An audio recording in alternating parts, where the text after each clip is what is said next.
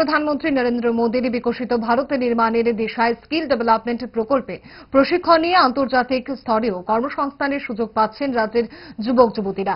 Tripura medical college থেকে BSc nursing কোর্সে পাশ করার পর এই প্রকল্পের আওতায় দিল্লিতে জাপানি ভাষার উপর 9 মাসের একটি প্রশিক্ষণ নিয়ে জাপানে নার্সিং এ কাজ করার জন্য ইতিমধ্যে মনোনীত হয় এবং নিযুক্তি পায়। এই কৃতিত্বের অধিকারী হয়েছেন আগরতলা ধলেশ্বরের দীপ্তনু সরকার, বিশালগড় মহকুমার এবং কোনাবনের তানিয়া দাস এবং ধলাই জেলার ঝামনুর রেশমা শীল।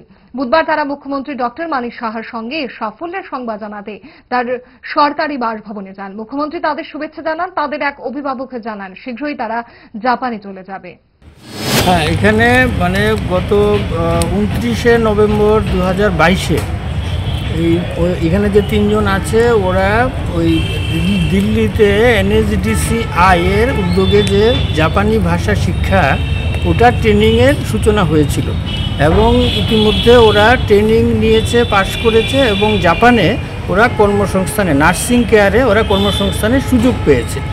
তো এই যে এটা হয়েছে এটা NECর যে স্পন্সরশিপে হয়েছে, এই নর্থ ইস্টার্ন কাউন্সিল ওদেরকে স্পন্সর করেছে এবং ওরা সাকসেসফুলি জাপানি ভাষা শিখেছে এবং এখন জাপানে নার্সিং কেয়ারে ওরা কাজ করতে যাচ্ছে। ওদের এভারেজ স্যালারি 1 লক্ষের উপরে।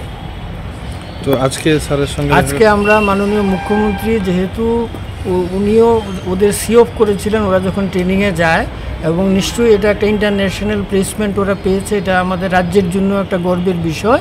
এই জন্য মাননীয় মুখ্যমন্ত্রীর সঙ্গে দেখা করে ওনাকে উইশ করার জন্য আমরা সবাই এসেছি।